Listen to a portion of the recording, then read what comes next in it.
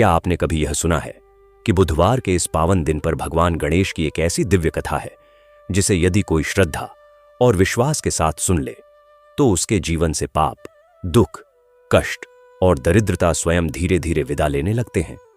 दर्शक बंधु, आज का यह दिन कोई साधारण बुधवार नहीं है। यह वह शुभ दिन है जब विघ्नहर्ता गणपति बप्पा स्वयं अपने भक्तों के जीवन में प्रवेश करते हैं, बिना बुलाए, बिना शर्त। शास्त्रों में कहा गया है कि जो व्यक्ति गणेश जी के चरणों में बैठकर शांत मन से उनकी कथा का श्रवण करता है, उसके जीवन में चाहे कितनी ही बड़ी परेशानी क्यों न हो, घाटा हो या कर्ज गरीबी हो या अपमान टूटता विश्वास हो या थकता मन, सब कुछ ऐसे हल्का होने लगता है मानो कोई अदृश्य शक्ति उसके जीवन का बोझ अपने हाथों में ले रही हो। गणपति बप्पा केवल प्रथम पूज्य देव ही नहीं है, वे सद्बुद्धि के दाता, शुभ आरंभ की ऊर्जा और भाग्य के बंद दरवाजों की चाबी है। उनकी आंखों में वात्सल्य है जो टूटे हुए मन को सहारा देता है। उनकी सूंड में वह करुणा है जो जमे हुए दुखों को पिघला देती है। और उनके आशीर्वाद में वह शक्ति है जो वर्षों से अटकी हुई रुकावटों को पल भर में हटा देती है।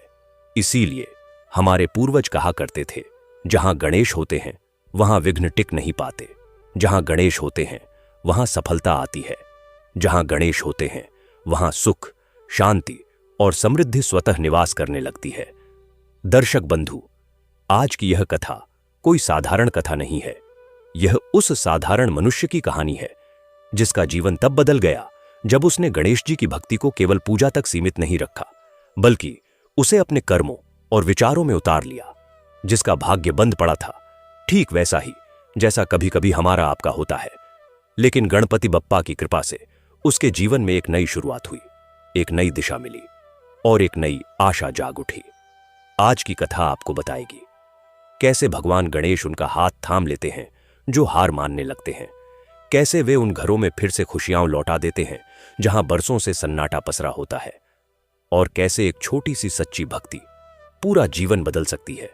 तो दर्शक बंधु, अपने मन को शांत कीजिए, आंखें बंद कर अपने हृदय में गणपति बप्पा की दिव्य छवि स्थापित कीजिए। मस्तक पर सुशोभित चंद्र, कोमल और शक्तिशाली सूंड, करुणा से भरी दृष्टि और वृद्धस्थ का आशीर्वाद। क्योंकि अब जो कथा शुरू होने जा रही है वह केवल सुनने के लिए नहीं है, यह अनुभव करने के लिए है। यह एक ऊर्जा है, यह एक आशीर्वाद है, और शायद आज वही पल हो जब आपके जीवन की दिशा बदल जाए। लेकिन दर्शक बंधु, आगे बढ़ने से पहले एक अत्यंत आवश्यक बात। धर्म ग्रंथों में स्पष्ट कहा गया है कि बुधवार के दिन सुनाई जाने वाली गणेश कथा को अधूरा नहीं छोड़ना चाहिए, क्योंकि अधूरी कथा मन में शंका छोड़ देती है, बुद्धि को भ्रमित कर देती है, और यही शंका आगे चलकर विघ्न का कारण बन जाती है। गणेश जी विघ्नहर्ता हैं, लेकिन आधा ज्ञान हमें स्वयं विघ्नों में डाल देता है। इसलिए आपसे विनम्र निवेदन है, इस पावन कथा को अंत तक अवश्य सुनिए। शायद इस कथा का कोई एक वाक्य आपके वर्षों से रुके काम को आगे बढ़ा दे। शायद यही वह क्षण हो जब आपके घर की दरिद्रता, तनाव और दुख हमेशा के लिए विदा हो जाए।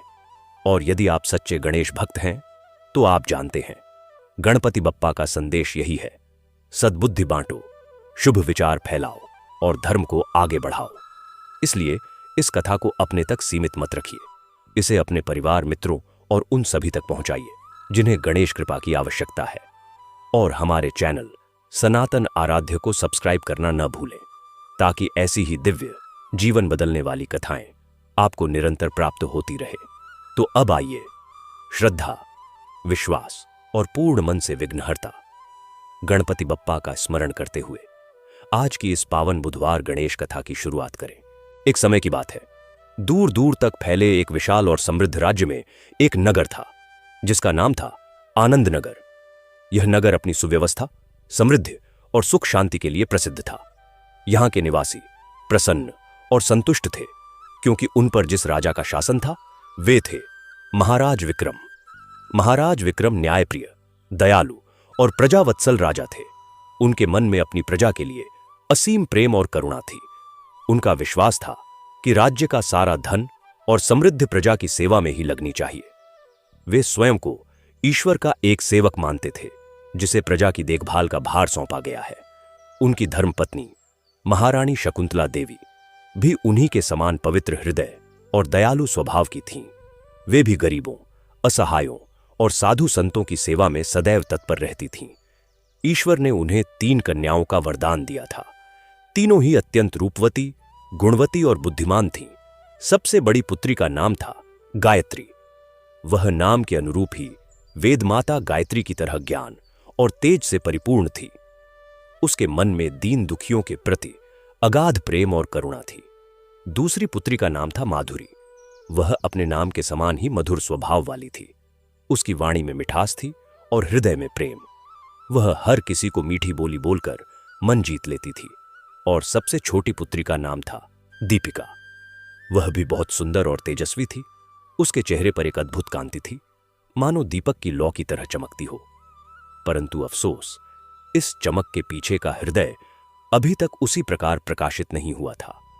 दीपिका बहुत ही समझदार और कुशाग्र बुद्धि की थी, लेकिन उसके मन में धन और वैभव के प्रति एक गहरा मोह और लगाव था। वह राजसी ठाठ बाट, धन दौलत और विलासिता को ही जीवन का सर्वस्व मानती थी। महाराज विक्रम गणेश जी के परम भक्त थे। उनका विश्वास था कि उनकी सारी सफलता, उनका सारा राजपाट, उनकी प्रजा की खुशहाली, सब कुछ गणपति बप्पा की कृपा से ही संभव है। वे प्रतिदिन सुबह उठकर सबसे पहले गणेश जी की पूजा अर्चना करते, उन्हें मोदक का भोग लगाते और फिर दिन के कार्यों में प्रवृत्त होते। पर विशेषकर बुधवार के दिन तो वे एक अनन्य भक्त की भांति व्रत रखते। पूरा दिन उपवास, पूजन और सेवा में व्यतीत होता। बुधवार की सुबह वे सूर्योदय से पहले ही उठ जाते, स्नान आदि से निवृत्त होकर गणेश जी के मंदिर में जाते। वहां घंटों ध्यान और पूजा करते। फिर राजमहल के बाहर बने एक विशाल पंडाल में स्वयं हाथ में कलश लेकर खड़े होते और हजारों गरीब, भूखे, यात्री और साधु संतों को भोजन कराते। वे न केवल भोजन परोसते, बल्कि उनके पैर दबाते, उनसे आशीर्वाद लेते। उनका मानना था कि इन निर्धनों की सेवा में ही भगवान गणेश वास करते हैं। राज्य का खजाना उनके लिए प्रजा की सेवा के लिए ही था। वे अक्सर कहते, हे गणपति, यह धन आपका ही है, आपकी प्रजा पर लौटा रहा हूं। और इसी कारण वे राजकोष से धन ले लेकर गरीबों में वितरित कर देते। अनाथालय, धर्मशाला, चिकित्सालय बनवाते, विद्यार्थियों को छात्रवृत्ति देते। उनकी इस दानशीलता के कारण पूरा राज्य धन धान्य से परिपूर्ण था और कोई भी व्यक्ति भूखा या बेसहारा नहीं था। ये सब देखकर बड़ी पुत्रियां गायत्री और माधुरी अपने पिता के पदचिह्नों पर चलती थीं। वे भी हर बुधवार को पिता के साथ उपवास रखती, पूजा करती और फिर गरीबों की सेवा में जुट जाती। गायत्री तो भोजन बनाने में हाथ बटाती, माधुरी लोगों को परोसती और उनसे मीठी मीठी बातें करती। दोनों को इस कार्य में अपार आनंद और शांति मिलती थी। उन्हें लगता था कि यही तो असली राजसी कर्तव्य है। परंतु छोटी बहन दीपिका इस सब से सर्वथा असंतुष्ट और खिन्न रहती। वह अपने कक्ष की बालकनी में खड़ी होकर नीचे भीड़ को देखती और मन ही मन क्रोध से भर उठती। एक दिन तो उससे रहा नहीं गया और वह अपनी बड़ी बहन गायत्री के पास पहुंची और बोली, दीदी, यह सब क्या हो रहा है? पिताजी हर सप्ताह राजकोष को खाली कर देते हैं। यह सोना चांदी, यह मणि माणिक्य, यह सब हमारा है, हमारे पूर्वजों ने इकट्ठा किया है और पिताजी इसे ऐसे ही बांट रहे हैं मानो यह कोई सड़क पर पड़ा कंकड़ हो। आगे चलकर हमारा क्या होगा? हमारी संतानों का क्या होगा? राज्य को भी तो चलाना है, सेना को तनख्वाह देनी है, महलों की मरम्मत करानी है। यह सब पागलपन कब बंद होगा? गायत्री ने मुस्कुराते हुए दीपिका के सिर पर हाथ फेरा और कोमल स्वर में कहा, बहना दीपिका, तुम्हारी चिंता स्वाभाविक है, परंतु विचार करो, यह धन किसका है? यह तो प्रजा के श्रम और कर से आता है। इसे प्रजा पर ही लौटाना चाहिए। पिताजी कहते हैं ना, भगवान गणेश की कृपा से ही यह सब है। सेवा करने से खजाना कभी खाली नहीं होता, बल्कि और बढ़ता है। देखो ना, हमारे अन्न भंडार हमेशा भरे रहते हैं, हमारी प्रजा सुखी है, कोई अकाल नहीं, कोई विद्रोह नहीं। यही तो सच्चा राजधर्म है। पर दीपिका के लिए यह तर्क समझ में नहीं आता था।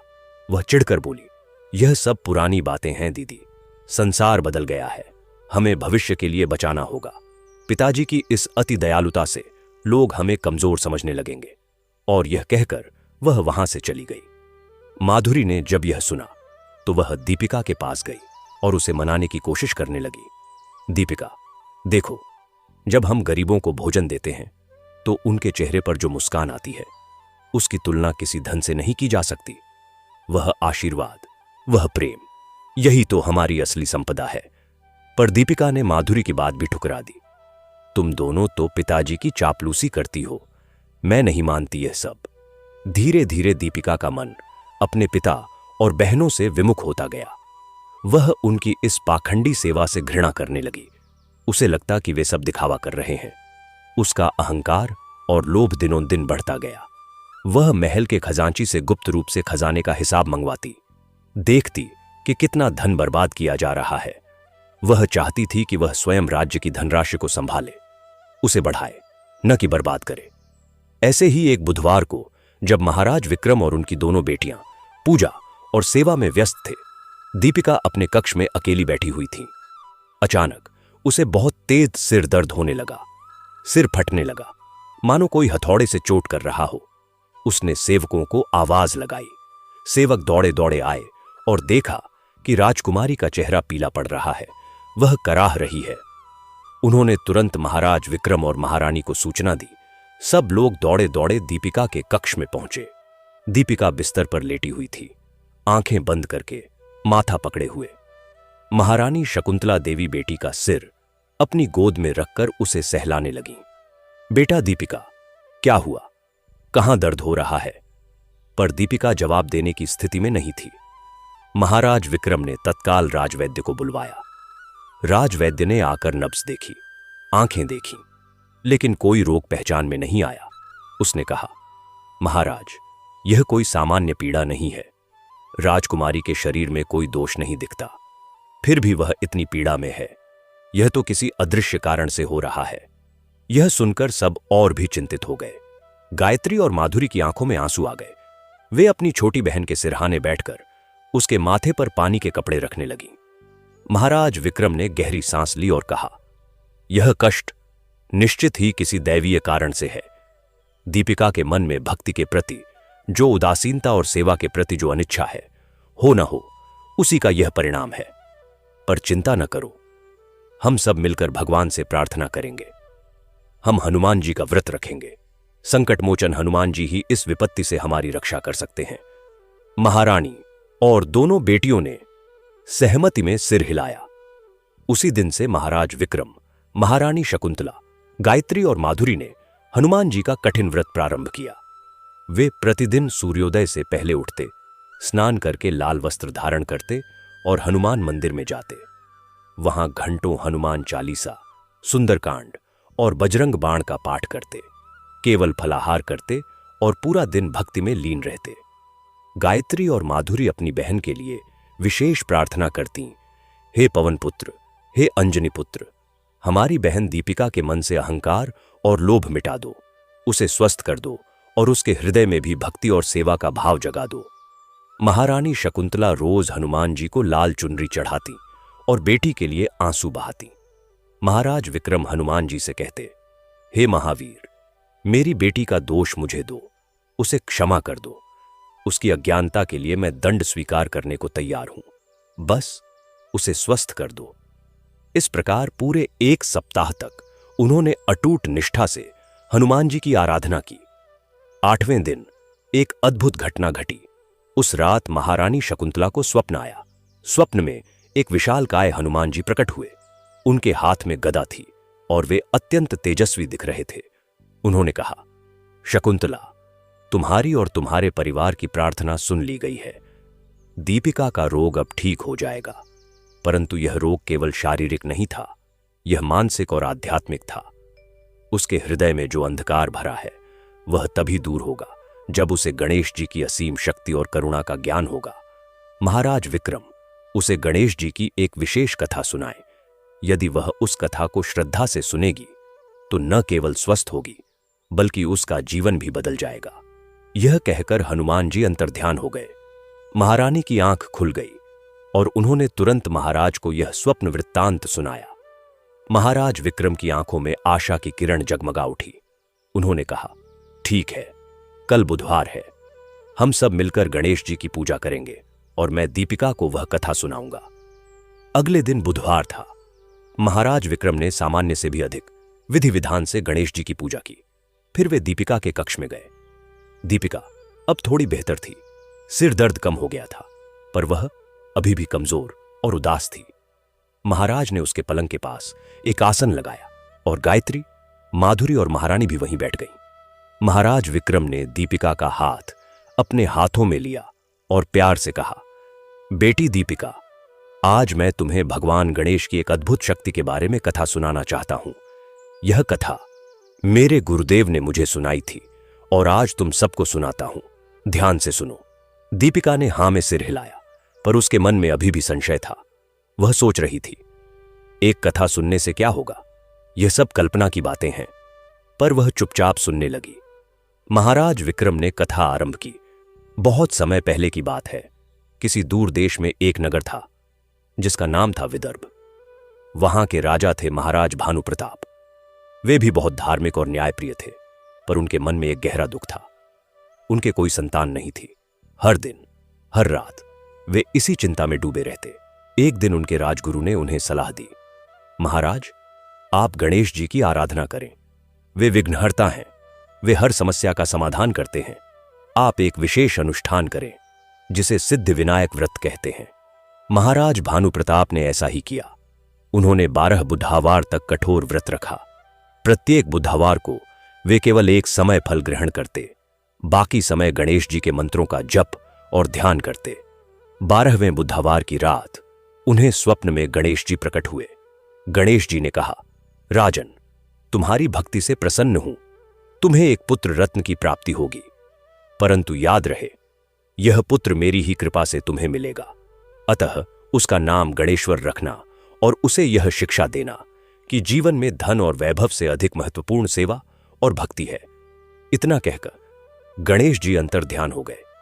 कुछ समय बाद महारानी ने एक तेजस्वी पुत्र को जन्म दिया, जिसका नाम उन्होंने गणेश्वर रखा।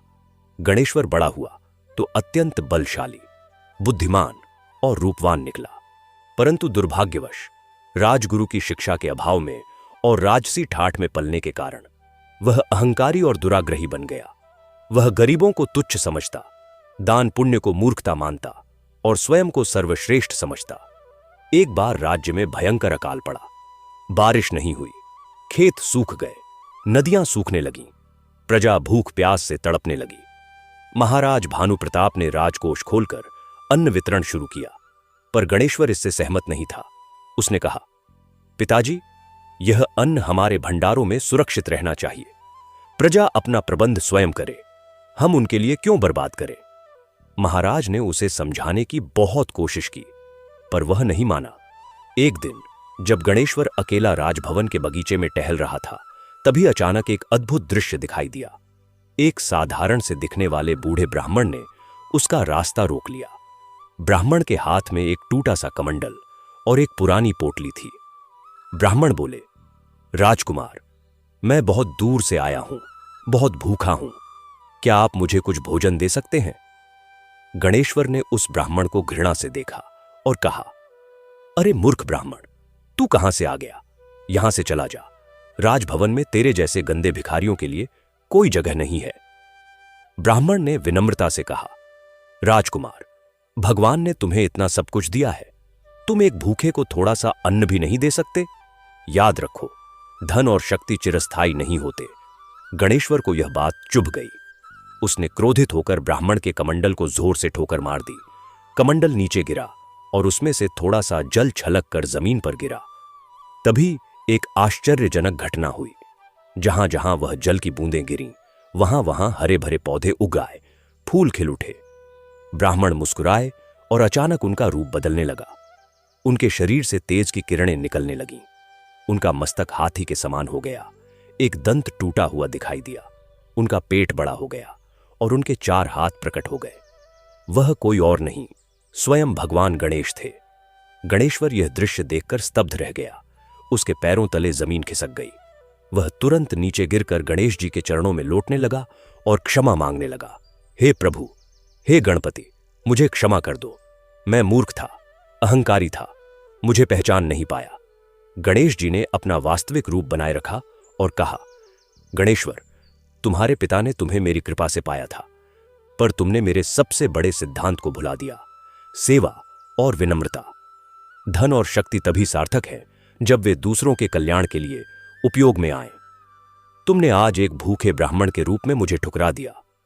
यदि मैं तुम्हारे पिता के व्रत और प्रार्थना से प्रसन्न नहीं होता तो आज तुम्हारा सर्वनाश हो जाता। गणेश्वर रोने लगा, प्रभु, मुझे मार्ग दिखाइए, मैं अपने जीवन को सुधार लूंगा। गणेश जी ने कहा, जाओ, अपने पिता के पास जाओ और उनके साथ मिलकर प्रजा की सेवा करो। इस अकाल में तुम स्वयं हाथ में कलश लेकर लोगों में अन्न और जल बांटो। तुम्हारे हृदय में जो परिवर्तन आएगा उससे न केवल यह अकाल दूर होगा बल्कि तुम्हारा जीवन भी धन्य हो जाएगा। इतना कहकर गणेश जी अदृश्य हो गए। गणेश्वर तुरंत अपने पिता के पास गया और पूरी घटना कह सुनाई। फिर उसने पिता से क्षमा मांगी और सेवा कार्य में जुट गया। वह स्वयं गरीबों के घर घर जाकर अन्न पहुंचाने लगा। कहते हैं उसके हृदय परिवर्तन के कुछ ही दिनों बाद राज्य में मेघ बरसने लगे, नदियां भर गईं, खेत हरे भरे हो गए और अकाल समाप्त हो गया। गणेश्वर आजीवन एक उदार और धर्मपरायण राजा बना रहा। महाराज विक्रम ने कथा समाप्त करते हुए कहा, बेटी दीपिका, यह कथा हमें सिखाती है कि भगवान गणेश कितने दयालु हैं। वे अपने भक्तों की रक्षा करते हैं, उनका मार्गदर्शन करते हैं, चाहे भक्त उन्हें पहचाने या न पहचाने। वे सेवा और विनम्रता को सर्वोच्च मानते हैं। धन पर अहंकार करना, उसे केवल अपने लिए सुरक्षित रखना, यह उन्हें अप्रिय है। वे चाहते हैं कि हम उनकी दी हुई संपदा को उनकी ही प्रजा में बांटें। देखो, गणेश्वर को सीधे दर्शन देकर समझाया गया, पर कई बार भगवान हमें ऐसे संकेत देते हैं, हमारे मन में विचार डालते हैं, हमें स्वप्न दिखाते हैं या फिर हमारे प्रियजनों के माध्यम से समझाते हैं। तुम्हारी बीमारी भी शायद ऐसा ही एक संकेत थी बेटी। जब महाराज विक्रम यह कथा सुना रहे थे तब दीपिका पहले तो बिना किसी रुचि के सुन रही थी, पर जैसे जैसे कथा आगे बढ़ी, गणेश्वर के अहंकार और उसके बदलाव का वर्णन हुआ, वैसे वैसे दीपिका के मन में एक हलचल सी होने लगी। उसे लगा जैसे यह कथा सीधे उसके बारे में ही कही जा रही है। जब कथा में गणेश जी के प्रकट होने और उनके द्वारा दिए गए उपदेश का वर्णन हुआ तो दीपिका के रोंगटे खड़े हो गए। उसकी आंखों से अचानक आंसू की धारा बह निकली। वह अपने आप को रोक नहीं पाई। उसने महाराज विक्रम का हाथ पकड़ लिया और फूट फूट कर रोने लगी। पिताजी, मुझे क्षमा कर दो, मैं बहुत बड़ी मूर्ख हूं। मैंने भगवान की शक्ति को नहीं पहचाना, मैंने सेवा को तुच्छ समझा, मैंने धन को ही सब कुछ मान लिया। पिताजी, यह कथा मेरे लिए ही है ना? गणेश्वर की तरह मैं भी अहंकारी और लोभी बन गई थी। महाराज, महारानी और दोनों बहनें दीपिका के इस आश्चर्यजनक परिवर्तन को देखकर भाव विभोर हो गए। गायत्री और माधुरी ने दीपिका को गले लगा लिया। महारानी ने कहा, बेटा, तुम स्वस्थ हो गई, यही सबसे बड़ी बात है। दीपिका ने कहा, नहीं माता, केवल शरीर से स्वस्थ होना काफी नहीं है, मेरा हृदय भी स्वस्थ हो गया है। मैंने आज जो कुछ महसूस किया वह अद्भुत है। मुझे लग रहा है जैसे मेरे भीतर का एक भारी बोझ उतर गया है। पिताजी, अगले बुधवार से मैं भी आपके साथ गणेश जी का व्रत रखूंगी, पूजा करूंगी और गरीबों की सेवा में हाथ बंटाऊंगी। क्या आप मुझे माफ करेंगे? महाराज विक्रम की आंखें भी नम हो गईं। उन्होंने दीपिका को आशीर्वाद देते हुए कहा, बेटी, तुम्हारा यह परिवर्तन ही मेरे लिए सबसे बड़ा उपहार है। भगवान गणेश की कृपा सदैव तुम पर बनी रहे। उसी दिन से दीपिका पूरी तरह ठीक हो गई। उसका सिर दर्द गायब हो गया और उसके चेहरे पर एक नई चमक, एक शांत और प्रसन्न भाव दिखाई देने लगा। अगले बुधवार को दीपिका सबसे पहले उठी। उसने स्नान किया और सबसे सुंदर पीले वस्त्र धारण किए। वह स्वयं महाराज विक्रम के साथ गणेश मंदिर में गई। उसने पहली बार पूरे मन से गणेश जी के सामने हाथ जोड़े। उसने मोदक का भोग लगाया और मन ही मन प्रार्थना की, हे गणपति बप्पा, मुझे क्षमा कर दो, मेरी अज्ञानता को दूर करो, मुझे सेवा और प्रेम का सच्चा मार्ग दिखाओ, मेरे हृदय से लोभ और अहंकार को निकाल दो। फिर जब प्रसाद वितरण और गरीबों को भोजन कराने का समय आया तो दीपिका ने बड़े उत्साह से हिस्सा लिया। उसने गायत्री और माधुरी से कहा, दीदी, आज मुझे भी आप लोगों के साथ खड़े होने दो। मुझे भी सेवा करने दो। गायत्री और माधुरी की खुशी का ठिकाना नहीं रहा। उन्होंने दीपिका को बीच में खड़ा किया। दीपिका ने हाथ में कलश उठाया और लोगों में खीर परोसनी शुरू की। जब एक वृद्धा ने उसका हाथ पकड़कर आशीर्वाद दिया, बेटी, तुम्हारा जीवन सुखमय हो, तुम्हारे घर में हमेशा गणेश जी की कृपा बनी रहे, तो दीपिका के मन में एक अवर्णनीय आनंद की लहर दौड़ गई। उसे वह अनुभूति हुई जिसका वह वर्षों से मजाक उड़ाती आई थी। उसे लगा जैसे उसके भीतर प्रेम का एक स्रोत फूट पड़ा है। वह हर व्यक्ति से मीठी बातें करने लगी, बच्चों के सिर पर हाथ फेरने लगी, बूढ़ों के पैर छूने लगी। महाराज विक्रम यह दृश्य देखकर गदगद हो उठे। उनकी आंखों से खुशी के आंसू छलक पड़े। उन्होंने महारानी से कहा, देखो, आज हमारी तीनों दीपक जगमगा रही हैं। गणेश जी ने हमारे घर को पूरी तरह प्रकाशित कर दिया है। समय बीतता गया। दीपिका अब हर बुधवार को नियमित रूप से व्रत और सेवा करती। उसने न केवल बुधवार बल्कि अन्य दिनों में भी गरीबों और जरूरतमंदों की मदद करनी शुरू कर दी। उसने अपने खर्च के लिए मिलने वाली धनराशि से अनाथ बच्चियों की शिक्षा का प्रबंध किया, विधवाओं के लिए आश्रम बनवाया। उसका पूरा ध्यान अब राजकोष बचाने पर नहीं, बल्कि उसे सही तरीके से प्रजा के हित में लगाने पर था। वह अब गायत्री और माधुरी के साथ बैठकर धर्म ग्रंथों का अध्ययन करती, भक्ति के गीत गाती। उसके इस परिवर्तन से पूरे राज्य में खुशी की लहर दौड़ गई। प्रजा उसे करुणामयी राजकुमारी कहकर पुकारने लगी। कई वर्ष बीत गए। महाराज विक्रम अब वृद्ध हो चले थे। उन्होंने राजपाट संभालने के लिए एक उत्तराधिकारी चुनने का विचार किया। उनके मंत्रिमंडल और प्रजा के समक्ष उन्होंने अपनी तीनों पुत्रियों के गुणों का वर्णन किया। गायत्री अत्यंत ज्ञानवान और धर्मनिष्ठ थी, माधुरी प्रेम और सौहार्द फैलाने वाली थी, और दीपिका, जो कभी धन के मोह में थी, अब उसी धन का प्रबंधन और न्यायपूर्ण वितरण करने में निपुण हो गई थी। उसने अपनी बुद्धिमत्ता से राज्य के आय व्यय का ऐसा तंत्र विकसित किया था कि दान पुण्य भी होता रहे और राजकोष भी समृद्ध रहे। उसने व्यापार को बढ़ावा दिया, कृषि के नए तरीके लागू करवाए, जिससे राज्य की आय कई गुना बढ़ गई, और इस आय का एक बड़ा हिस्सा वह फिर से जनकल्याण के कार्यों में लगा देती थी। महाराज ने विचार किया कि राज्य को चलाने के लिए न केवल दयालु हृदय बल्कि कुशल प्रबंधन भी चाहिए। दीपिका में यह संतुलन अद्भुत था। उसने अहंकार को त्याग कर सेवा का मार्ग अपनाया था, और अब वह सेवा को ही सबसे बड़ा राजधर्म मानती थी। एक दिन महाराज विक्रम ने सभी मंत्रियों, सेनापतियों और प्रजा के प्रतिनिधियों की एक विशाल सभा बुलाई। सभा में उन्होंने घोषणा की, मेरे प्रिय लोगों, मैं अब वृद्ध हो चला हूं। राज्य को एक नए युवा और ऊर्जावान नेतृत्व की आवश्यकता है। मैंने लंबे विचार के बाद तय किया है कि मेरी सबसे छोटी पुत्री राजकुमारी दीपिका इस राज्य की नई उच्च अधिकारी और शासन प्रमुख होगी। वह मेरे मार्गदर्शन में राजकाज संभालेगी। यह सुनकर सभा में तालियों की गड़गड़ाहट होने लगी। सभी लोग खुशी से झूम उठे। गायत्री और माधुरी ने दीपिका को गले लगा लिया और आशीर्वाद दिया। दीपिका की आंखों में आंसू थे। उसने सभा को संबोधित करते हुए कहा, यह सम्मान मेरे लिए अप्रत्याशित है। मैं इसका श्रेय अपने पिता की शिक्षा, अपनी बहनों के प्रेम और भगवान गणेश की असीम कृपा को देती हूं। मैं वचन देती हूं कि मैं इस राज्य की सेवा में अपना जीवन समर्पित कर दूंगी। मेरा शासन पूरी तरह से न्याय, दया और प्रजा के कल्याण पर आधारित होगा। गणेश जी हमेशा मेरे मार्गदर्शक बने रहे।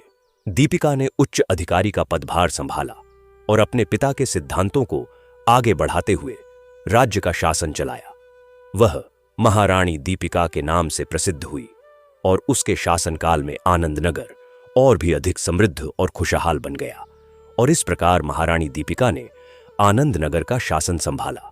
पर यह अंत नहीं, बल्कि एक नई शुरुआत थी।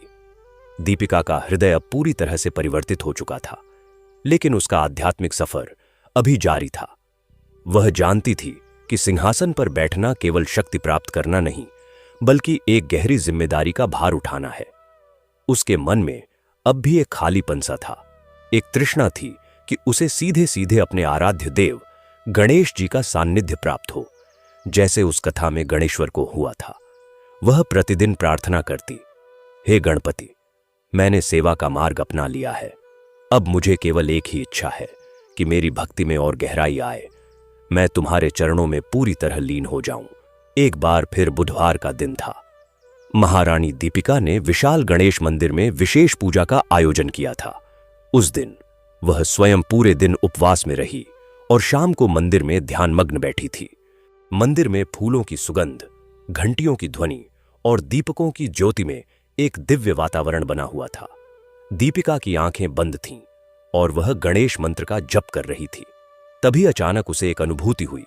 उसे लगा जैसे मंदिर का वातावरण और भी पवित्र हो गया है। हवा में एक मधुर संगीत सा गूंज रहा है। उसने आंखें खोली तो देखा कि मंदिर के गर्भगृह से निकलने वाली गणेश जी की मूर्ति से एक कोमल प्रकाश फैल रहा है। वह प्रकाश धीरे धीरे बढ़ता गया और पूरे मंदिर में फैल गया। दीपिका हैरान रह गई, पर उसके मन में भय नहीं, अपार श्रद्धा और विस्मय का भाव था। तभी उस प्रकाश के बीच से एक सुंदर बालक प्रकट हुआ। बालक का सिर हाथी के समान था, एक दांत टूटा हुआ था, उसका पेट बड़ा था और उसके 4 हाथ थे। वह बालक मुस्कुरा रहा था और उसकी आंखों में असीम करुणा और प्रेम झलक रहा था। यह कोई और नहीं, स्वयं श्री गणेश थे, बालक रूप में। दीपिका स्तब्ध रह गई। वह तुरंत भूमि पर मस्तक टेक देना चाहती थी, पर उसका शरीर जैसे जड़ हो गया। गणेश जी ने मधुर स्वर में कहा, दीपिका, उठो, तुम्हें झुकने की आवश्यकता नहीं है। तुम्हारी भक्ति और सेवा ने मुझे प्रसन्न किया है। मैं तुम्हारे हृदय में तो पहले से ही निवास करता हूं। आज तुम्हें मेरे इस रूप के दर्शन हुए हैं। दीपिका की आंखों से आंसू बह निकले। वह कांपते हुए स्वर में बोली, हे प्रभु, हे बप्पा, यह मेरा कैसा सौभाग्य है।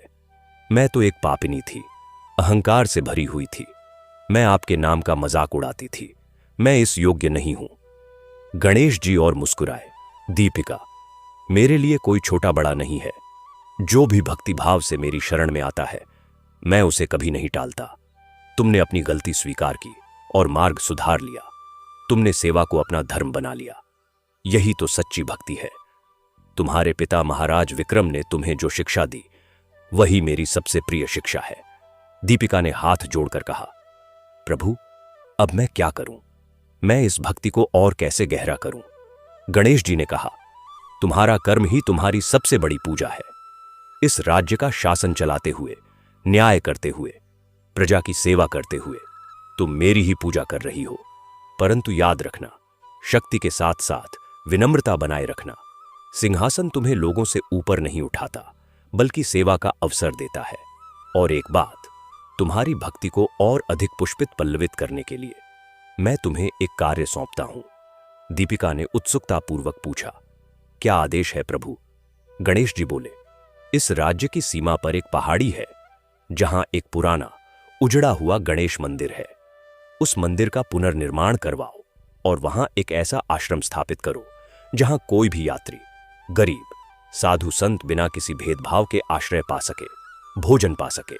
उस स्थान का नाम सिद्धिविनायक धाम रखना और वहां हर बुधवार को एक विशाल अन्नदान का आयोजन हो, जिसमें तुम स्वयं उपस्थित रहो।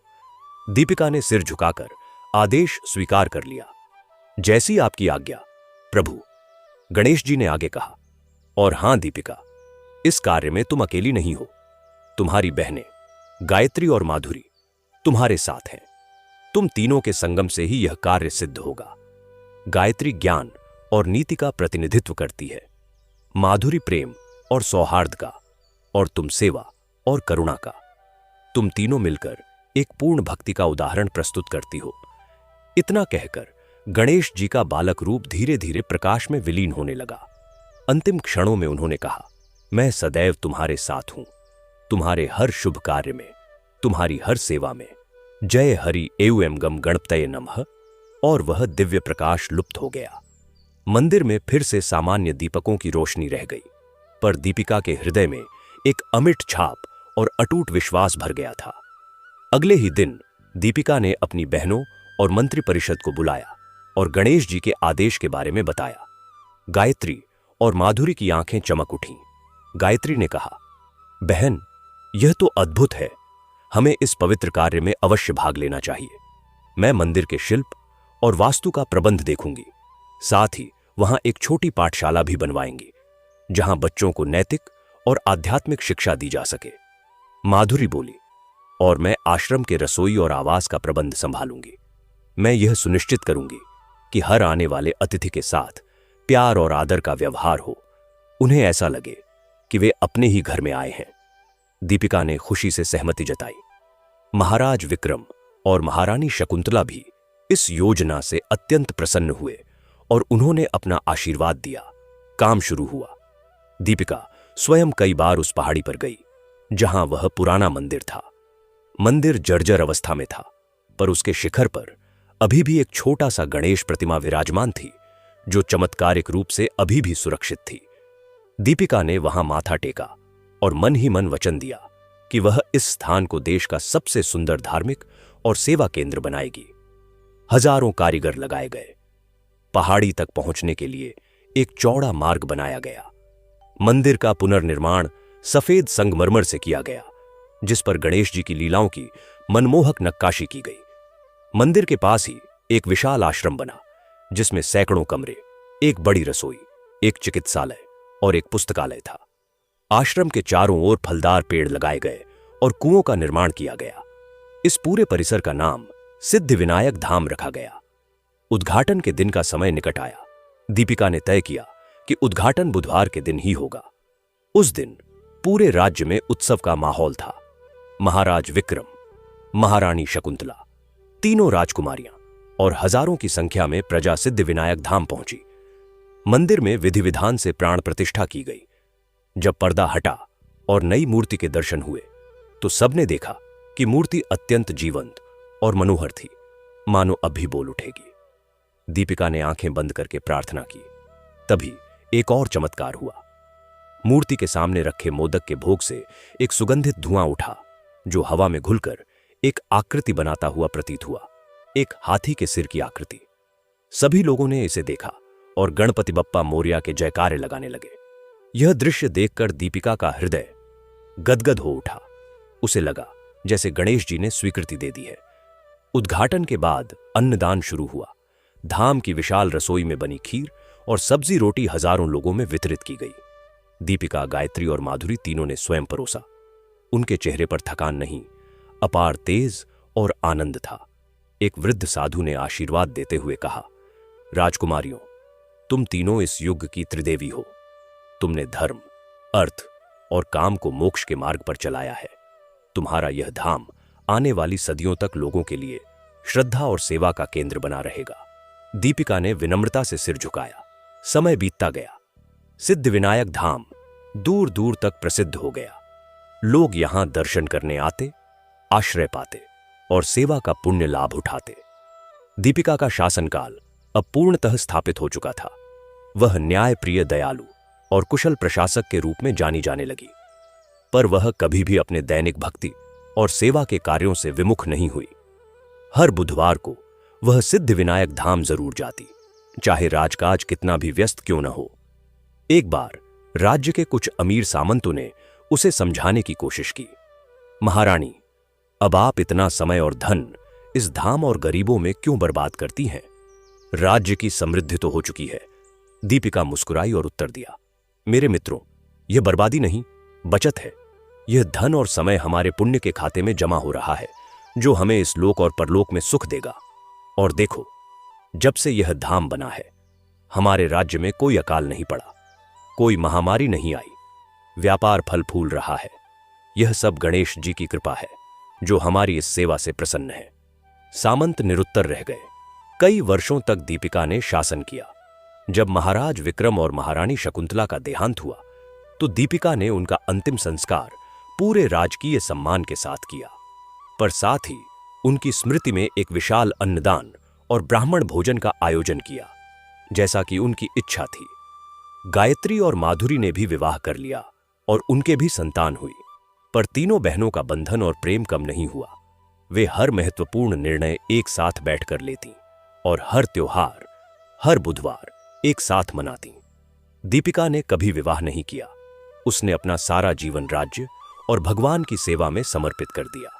जब वह वृद्ध होने लगी, तो उसने अपनी बहनों की संतानों में से सबसे योग्य उत्तराधिकारी चुना, एक ऐसे युवक को जो उसके ही सिद्धांतों पर चलता था। उसने उसे गणेश जी की कथा सुनाई, अपने जीवन के अनुभव बताए और उसे सिखाया कि राजा प्रजा का सेवक होता है, स्वामी नहीं। अंतिम समय में जब दीपिका का शरीर शिथिल हो रहा था, उसने अपने महल के बजाय सिद्धिविनायक धाम में रहना चुना। वहां एक साधारण कक्ष में वह रहने लगी। उसका अधिकांश समय ध्यान और प्रार्थना में बीतता। एक बुधवार की संध्या को जब धाम में आरती की घंटियां बज रही थीं और जय गणेश जय गणेश जय गणेश देवा का गान हो रहा था, दीपिका ने अपनी बहनों और परिवार को अपने पास बुलाया। उसने सबको आशीर्वाद दिया और कहा, मेरा जीवन सार्थक हो गया है। मुझे गणपति बप्पा का सान्निध्य और प्रेम मिला। मैंने सेवा का सच्चा आनंद पाया। अब मैं थक गई हूं, मुझे विश्राम की आवश्यकता है। सबके आंसू बह रहे थे। दीपिका ने मुस्कुराते हुए कहा, रो मत, यह तो उत्सव का समय है। मैं अपने प्रभु के पास जा रही हूं। इतना कहकर उसने आंखें बंद कर ली और गणेश मंत्र का जप करने लगी। कुछ ही क्षणों में उसके चेहरे पर एक दिव्य तेज फैल गया और उसकी सांसें रुक गईं। लोगों ने देखा कि उस कक्ष की खिड़की से एक प्रकाश पुंज बाहर निकलकर मंदिर की ओर गया, मानो कोई आत्मा सीधे गणेश जी के चरणों में जा बैठी हो। उसी रात गायत्री और माधुरी को स्वप्न आया, जिसमें दीपिका को गणेश जी के सिंहासन के पास बैठे देखा, मुस्कुराते हुए, शांत और तेजस्वी। उन्होंने समझ लिया कि उनकी बहन ने मोक्ष प्राप्त कर लिया है। दीपिका की मृत्यु के बाद आनंद नगर और सिद्धिविनायक धाम उसकी स्मृति में और भी पवित्र स्थान बन गए। लोग कहते कि आज भी हर बुधवार की रात धाम के मंदिर में एक अतिरिक्त दीपक स्वयं प्रज्वलित हो जाता है और कोई श्रद्धालु अगर बहुत भक्ति से प्रार्थना करे तो उसे 2 कन्याओं के साथ एक तेजस्वी कन्या के दर्शन होते हैं, जो मंदिर में झाड़ू लगाती हुई और दीपक जलाती हुई दिखाई देती है। लोग इन्हें गायत्री, माधुरी और दीपिका की पवित्र आत्माएं मानते हैं, जो आज भी अपने प्रिय गणपति की सेवा में लीन है। सिद्धिविनायक धाम की महिमा दिनों दिन बढ़ती गई। लोगों का विश्वास था कि जो भी सच्चे मन से यहां प्रार्थना करता, उसकी मनोकामना अवश्य पूरी होती। पर यह केवल आस्था नहीं, एक जीवंत सत्य था। धाम के आश्रम में रहने वाले एक वृद्ध सेवक भक्त दास, जो दीपिका के समय से ही यहां कार्य करते थे, वे अक्सर लोगों को बताते कि कैसे महारानी दीपिका ने इस स्थान को केवल ईंट पत्थर का ढांचा नहीं, बल्कि एक जीवंत तपोभूमि बना दिया था। उनकी तपस्या, उनकी निष्ठा की गंध अभी भी यहां की हवा में समाई हुई थी। भक्तदास बताते कि एक बार एक भयंकर अकाल पड़ा था। बारिश नहीं हुई, नदियां सूख गईं, लोग भूखे मरने लगे। तब महारानी दीपिका ने इसी धाम के मंदिर के गर्भगृह में 7 दिन और 7 रात तक निराहार रहकर तपस्या की थी। 8वें दिन जब वह बाहर निकली तो उनके हाथ में एक छोटा सा मोदक था। उन्होंने उस मोदक को धाम की सामुदायिक रसोई के विशाल भंडार में डाल दिया और चमत्कार यह हुआ कि उस एक मोदक से पूरा भंडार मीठे मोदकों से भर गया, जिन्हें खाकर हजारों लोगों ने अपनी भूख मिटाई। और कहते हैं उसी दिन से बारिश शुरू हो गई थी। यह घटना लोक कथाओं में मोदक अन्नपूर्णा के नाम से प्रसिद्ध हुई। कालांतर में दीपिका के बाद उनके द्वारा चुने गए उत्तराधिकारी राजा अमित ने भी उनके मार्ग का अनुसरण किया। पर एक बार फिर परीक्षा का समय आया। राजा अमित के पुत्र युवराज रणजीत में फिर से वही अहंकार और विलासिता की प्रवृत्ति जाग उठी जो कभी दीपिका में थी। वह धाम को राजकोष पर बोझ मानता, गरीबों की सेवा को दिखावा कहता। उसने अपने पिता से कहा, पिताजी, यह धाम अब एक साधारण तीर्थ स्थल न रहकर एक विशाल व्यवसाय बन गया है। यहां आने वाले दान का हिसाब नहीं रखा जाता। हमें इसे राजकीय नियंत्रण में लेना चाहिए, टैक्स लगाना चाहिए। राजा अमित ने उसे समझाने का बहुत प्रयास किया, पर रणजीत नहीं माना। एक बुधवार को जब राजा अमित धाम में थे, युवराज रणजीत ने अपने सैनिकों को आदेश दिया कि धाम के मुख्य द्वार पर जाकर घोषणा करें कि अब से यहां आने वाले हर तीर्थयात्री से तीर्थ कर देना अनिवार्य होगा। सैनिकों ने ऐसा ही किया। भक्तों में हलचल मच गई। गरीब लोग जो केवल भोजन और आश्रय के लिए आते थे, वे डर गए। तभी धाम के मुख्य मंदिर से एक गूंजती हुई आवाज सुनाई दी, एक ऐसी आवाज जो सीधे हृदय में उतर रही थी। आवाज कह रही थी, जहां लोभ का छुआछूत होगा वहां मेरा निवास नहीं, जहां सेवा को मूल्य से तौला जाएगा, वहां मेरी पूजा अधूरी है। सबने देखा, मंदिर के शिखर पर एक तेजोमय प्रकाश दिखाई दिया, जिसमें एक विशाल चूहे का साया दिखा, गणेश जी के वाहन मूषक का। यह देखकर सैनिक भयभीत होकर भाग खड़े हुए। रणजीत को जब यह बात पता चली तो वह क्रोध से भरकर स्वयं धाम पहुंचा। वह मंदिर के भीतर गया और गर्भगृह में खड़े होकर बोला, यह सब जादू टोना है, मैं नहीं मानता, मैं इस स्थान को बंद करवा दूंगा।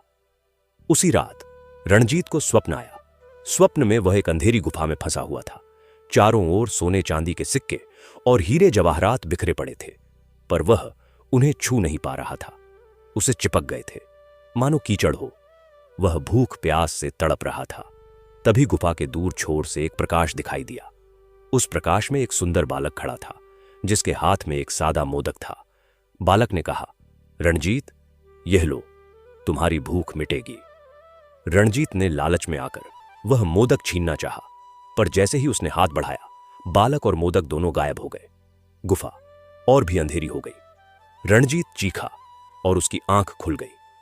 वह पसीने पसीने हो रहा था। उसने महसूस किया कि उसकी छाती पर एक भारीपन है, मानो कोई बैठा हो। उसने देखा, उसके सीने पर एक छोटा सा चूहा बैठा था, जो उसे तीखी निगाहों से देख रहा था। रणजीत डर गया। उसने चूहे को भगाना चाहा, पर चूहा हिला तक नहीं।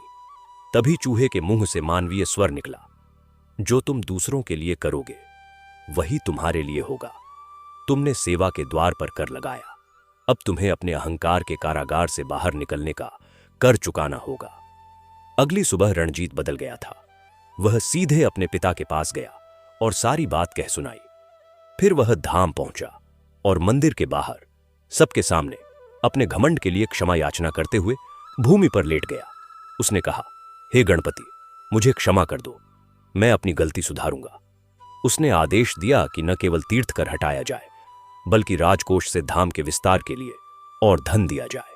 कहते हैं, जब वह उठा तो उसके सीने पर जहां चूहा बैठा था, वहां एक लाल निशान था, जो आजीवन रहा, एक स्थायी अनुस्मारक कि अहंकार एक भार है और सेवा ही मुक्ति। इस घटना के बाद धाम की महिमा और बढ़ गई। यह केवल एक धार्मिक स्थल नहीं रहा, बल्कि एक जीवंत शिक्षा केंद्र बन गया, जहां नैतिकता, सेवा और आध्यात्मिकता की शिक्षा दी जाती। गायत्री द्वारा स्थापित पाठशाला एक विशाल विद्यापीठ में परिवर्तित हो गई, जहां दूर दूर से विद्यार्थी ज्ञान अर्जन करने आते। माधुरी के प्रेम और आतिथ्य की परंपरा ने धाम को सबके लिए एक सुरक्षित ठिकाना बना दिया, और दीपिका की सेवा की भावना ने इसे एक ऐसा केंद्र बना दिया जहां हर संकट के समय लोगों को सहारा मिलता। समय की धारा में राजाओं के राज्य बदले, साम्राज्य टूटे और बने, पर सिद्धिविनायक धाम अडिग रहा। यह एक ऐसा स्तंभ बन गया जिसने हर उथल पुथल में लोगों को आश्रय दिया। मुगल काल में जब मंदिर तोड़े जा रहे थे, तब एक मुस्लिम फकीर, जो अपने आप को बुलबुल शाह कहते थे, ने इस धाम की रक्षा की। कहते हैं, उन्हें एक रात स्वप्न आया कि एक हाथी मस्तक वाला बालक उनसे कह रहा है, यह स्थान सेवा का है, पूजा का नहीं, इसे बचाओ। बुलबुल शाह ने तत्कालीन शासक से कहा कि यह एक सराय है, जहां सभी धर्मों के यात्री ठहरते हैं, और इस तरह धाम बच गया। बुलबुल शाह ने स्वयं यहां एक छोटी सी मस्जिद बनवाई, जो आज भी धाम परिसर में सभी का आशियाना नाम से मौजूद है, एकता का प्रतीक। आधुनिक युग में जब लोभ और अहंकार ने नए नए रूप ले लिए हैं, धाम की प्रासंगिकता और बढ़ गई है। आज भी हर बुधवार को धाम की रसोई में बना भोजन, जिसे बप्पा का प्रसाद कहा जाता है, हजारों की संख्या में वितरित होता है। चाहे कोई अमीर हो या गरीब, सब एक ही कतार में खड़े होकर प्रसाद ग्रहण करते हैं। यहां आने वाले हर व्यक्ति से कहा जाता है कि वह केवल उतना ही ले जितनी उसे आवश्यकता है, यह सिखाने के लिए कि लोभ न करो। धाम के द्वार पर एक बड़ा सा शिलापट्ट है, जिस पर दीपिका के अंतिम उपदेश अंकित हैं। सेवा ही सच्ची पूजा है, धन वही सार्थक है जो दूसरों के काम आए। और हर बुधवार तुम्हें याद दिलाएगा कि तुम्हारा जीवन केवल तुम्हारे लिए नहीं है। समय का पहिया घूमता रहा। सिद्धिविनायक धाम ने सदियों का सफर तय किया। उसकी दीवारों पर अब केवल पत्थरों के जोड़ नहीं, बल्कि अनगिनत आशीर्वादों, प्रार्थनाओं और कृतज्ञता के भाव जड़े हुए थे। पर धाम के वर्तमान महंत स्वामी करुणानंद एक गहरी चिंता से ग्रस्त थे। आधुनिकता की भागदौड़, भौतिकवाद का चकाचौंध और लोगों के बीच बढ़ता आध्यात्मिक अलगाव उन्हें व्यथित करता था। लोग अब धाम में आते तो थे, पर उनकी भीड़ में वह श्रद्धा कम और एक टूरिस्ट स्पॉट देखने का भाव अधिक दिखाई देता। लोग सेल्फी लेते, दान डालते, प्रसाद लेते और चले जाते। वह गहरी भक्ति, वह समर्पण, वह सेवा का भाव धीरे धीरे मंद होता जा रहा था। स्वामी जी को लगता कि धाम का मूल उद्देश्य मन का परिवर्तन खोसा रहा है। एक दिन एक युवक धाम में आया। उसका नाम था आर्यन। वह एक सफल सॉफ्टवेयर इंजीनियर था, अमेरिका से आया हुआ। उसके पास सब कुछ था, पैसा, प्रतिष्ठा, सुख, पर उसके मन में एक अजीब सी खालीपन थी, एक असंतोष। वह इस खालीपन को भरने के लिए दुनिया घूम चुका था, पर शांति नहीं मिली। किसी ने उसे सिद्धिविनायक धाम के बारे में बताया। वह यहां आया, पर उसका नजरिया एक आलोचक का था। उसने स्वामी करुणानंद से पूछा, स्वामी जी, यह सब क्या है? लोग इन पत्थर की मूर्तियों के सामने सिर क्यों झुकाते हैं? यह सेवा, यह दान, क्या यह सब एक तरह का मनोवैज्ञानिक सुख नहीं है? क्या यह आत्मतुष्टि नहीं है? स्वामी जी मुस्कुराए। उन्होंने कहा, बेटा, तुम्हारे प्रश्न वाजिब हैं, पर जवाब शब्दों में नहीं, अनुभव में है। तुम यहां कुछ दिन रुको, केवल देखो मत, जियो। आर्यन ने चुनौती स्वीकार की। वह धाम के आश्रम में रुक गया। पहले दिन उसने सब कुछ एक बाहरी पर्यवेक्षक की तरह देखा। सुबह की आरती, लोगों का जयकारा, भोजनालय में लंबी कतारें। उसे यह सब थोड़ा अतार्किक और अव्यवस्थित लगा। दूसरे दिन उसे स्वामी जी ने भोजनालय में सेवा के लिए लगा दिया। उसे बर्तन धोने थे।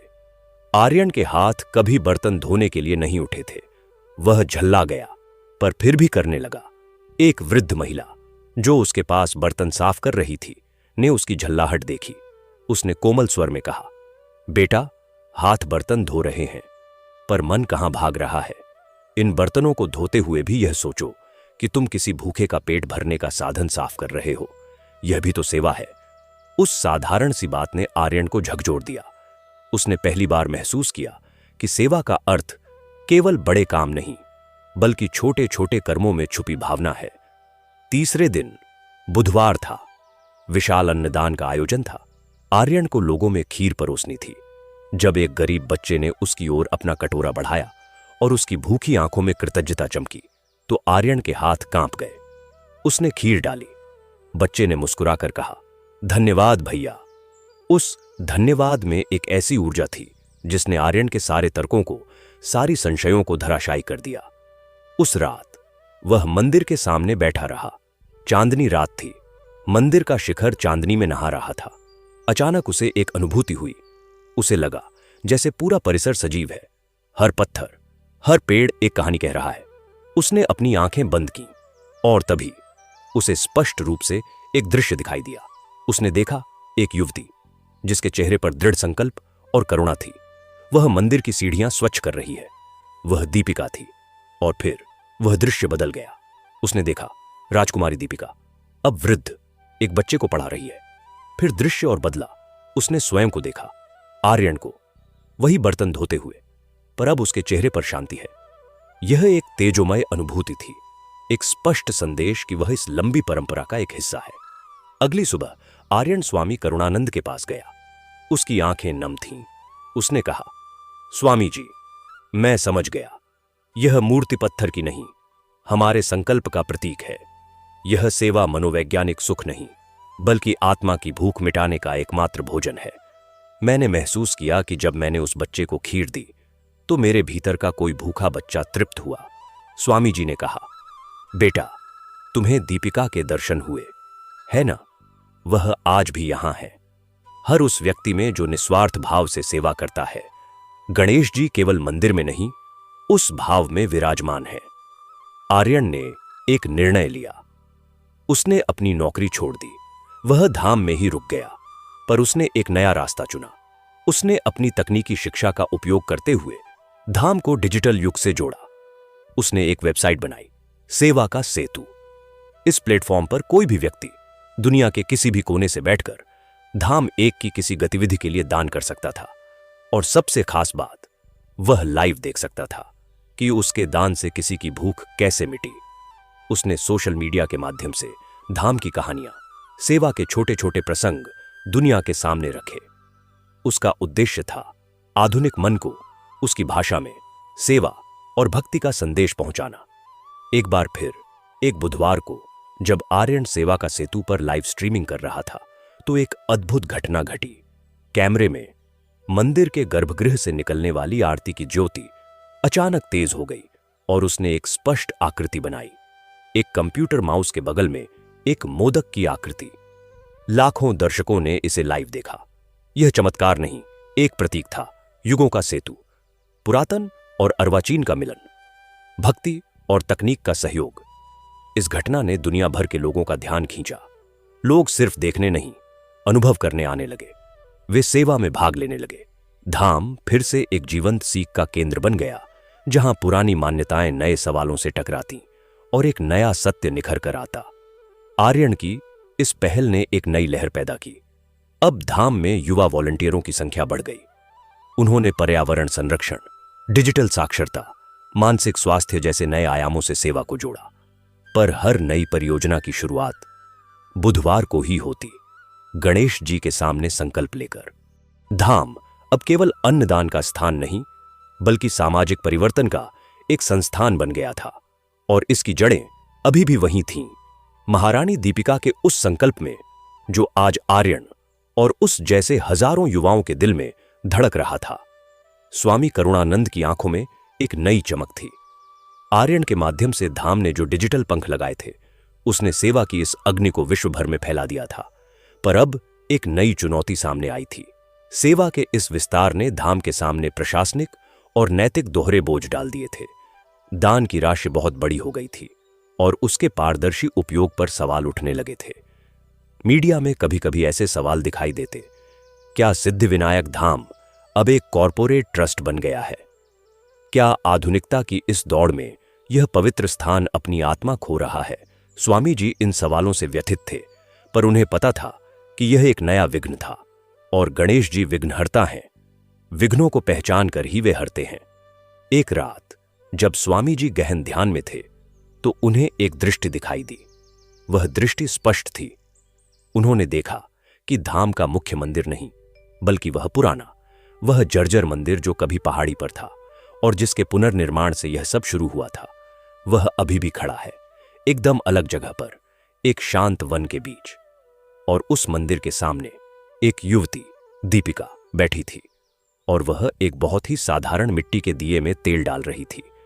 दिया जल उठा और उसकी लौ ने पूरे वन को प्रकाशित कर दिया। स्वामी जी की आंख खुल गई। उन्हें समझ आ गया। संदेश स्पष्ट था। सेवा और भक्ति की ज्योति को बनाए रखने के लिए उसके मूल में वापस लौटना होगा। उस सादगी में, उस निस्वार्थ भाव में। तकनीक और विस्तार जरूरी है, पर उनकी नींव में वही पवित्र भाव होना चाहिए। अगले दिन स्वामी जी ने आर्यन और धाम के सभी वरिष्ठ सेवकों की एक गुप्त सभा बुलाई। उन्होंने कहा, हमने एक लंबा सफर तय किया है। अब समय आ गया है कि हम सिद्धिविनायक धाम को एक संस्थागत रूप दें, पर उसकी आत्मा को और अधिक शुद्ध, अधिक पारदर्शी बनाएं। हमें एक धाम संविधान बनाना होगा। आर्यन हैरान था। संविधान? स्वामी जी, यह तो एक आध्यात्मिक स्थान है। स्वामी जी मुस्कुराए। बेटा, आध्यात्मिकता अव्यवस्था में नहीं, व्यवस्था में फलती फूलती है। महारानी दीपिका ने भी तो न्याय और व्यवस्था से ही राज्य चलाया था। हमें वही करना है। उस दिन से एक अनूठा कार्य शुरू हुआ। स्वामी करुणानंद, आर्यन और धाम के कुछ चुने हुए सेवकों ने मिलकर एक ऐसा दस्तावेज तैयार किया जो आधुनिक प्रबंधन के सिद्धांतों और प्राचीन आध्यात्मिक मूल्यों का अनूठा संगम था। इसमें कुछ नियम बहुत सख्त थे, जैसे 1. धाम का कोई भी स्थायी सेवक स्वामी जी सहित दान के धन से अपने निजी जीवन में एक सामान्य नागरिक से अधिक सुविधा नहीं ले सकता। उनका आवास, भोजन, वस्त्र सादगीपूर्ण होगा। 2. दान की हर राशि का हिसाब रियल टाइम एक वेबसाइट पर दिखाया जाएगा, जहां दाता देख सके कि उसके 1 रुपए का कहां उपयोग हुआ। 3. धाम की कोई भी नई परियोजना शुरू करने से पहले उस पर धाम के सबसे पुराने और सबसे नए सेवक, एक वृद्ध और एक युवा की सहमति जरूरी होगी। यह परंपरा और नवाचार के बीच संतुलन के लिए था। 4. हर बुधवार को धाम का मुख्य द्वार शाम के बाद बंद हो जाएगा और केवल उन लोगों के लिए खुलेगा जो वास्तव में आश्रय या भोजन चाहते हैं, दर्शनार्थी नहीं। उस रात सभी सेवक और स्वामी जी स्वयं उन आश्रितों के साथ बैठकर भोजन करेंगे और उनकी कहानियां सुनेंगे। इसे बप्पा की मेज नाम दिया गया। इन नियमों की घोषणा होते ही एक तूफान खड़ा हो गया। कई पुराने सेवक नाराज हुए। उन्हें लगा यह उनके समर्पण पर सवाल है। कुछ बाहरी लोगों ने इसे प्रचार का नया तरीका बताया, पर स्वामी जी अडिग रहे। उन्होंने कहा, यह परीक्षा का समय है। गणेश जी हमारी नियत की परीक्षा ले रहे हैं। पहला बुधवार आया जब बप्पा की मेज का आयोजन हुआ। उस रात मंदिर बंद हुआ। भीतर प्रांगण में फर्श पर चटाइयां बिछी थीं। स्वामी जी, आर्यन और सभी सेवक वहां बैठे थे। साथ में बैठे थे लगभग 50 लोग। एक बूढ़ा किसान जिसकी फसल बर्बाद हो गई थी, एक विधवा जिसके बच्चे बीमार थे, एक युवक जो नौकरी खोजने शहर आया था, एक पढ़ी लिखी लड़की जो घरेलू हिंसा से भागी थी। भोजन शुरू हुआ। पहले तो सभी अजीब महसूस कर रहे थे। फिर स्वामी जी ने एक किस्सा सुनाना शुरू किया, महाराज विक्रम और उनके गणेश व्रत की कहानी। फिर आर्यन ने बताया कि कैसे उसका हृदय परिवर्तन हुआ। धीरे धीरे हवा बदलने लगी। वह बूढ़ा किसान रोने लगा और बोला, महाराज, मैं तो यहां 2 वक्त की रोटी के लिए आया था, पर आपने तो मेरे दिल का बोझ हल्का कर दिया। वह पढ़ी लिखी लड़की बोली, मैंने हमेशा सोचा था कि धर्म स्त्रियों के खिलाफ है, पर आज यहां बैठकर लग रहा है कि सेवा और करुणा ही असली धर्म है। उस रात एक चमत्कार हुआ। जब सभी लोग अपनी अपनी कहानियां सुना रहे थे, तो मंदिर के गर्भगृह से एक मधुर ध्वनि आई, मानो कोई मंजीरा बज रहा हो। सब चुप हो गए। स्वामी जी ने कहा, चलो देखते हैं। सब मंदिर के द्वार पर गए। द्वार बंद था, पर अंदर से एक कोमल प्रकाश झांक रहा था। जब द्वार खोला गया तो देखा कि गणेश जी की मूर्ति के सामने रखे मोदक के भोग में से एक मोदक गिरकर फर्श पर आ गया था और उसके टुकड़े एक विशेष आकृति में बिखरे थे। एक खुली हथेली की आकृति जिसके बीच में एक छोटा सा दिया था। सबने इसे एक संकेत माना। खुला हाथ, दान, जिसके केंद्र में ज्योति, भक्ति है। यही इस स्थान का सार था। इस घटना के बाद विरोध की आवाजें स्वतः शांत हो गईं। धाम ने एक नया रूप ले लिया। अब यह केवल एक सेवा केंद्र नहीं, बल्कि एक जीवंत प्रयोगशाला बन गया, जहां मानवता के सर्वोत्तम गुणों, विश्वास, पारदर्शिता, समानता और प्रेम का प्रयोग किया जा रहा था। बप्पा की मेज साप्ताहिक परंपरा बन गई। इसके कार्यक्रम की वीडियो क्लिपिंग बिना किसी की पहचान जाहिर किए सेवा का सेतु पर डाली जाने लगी।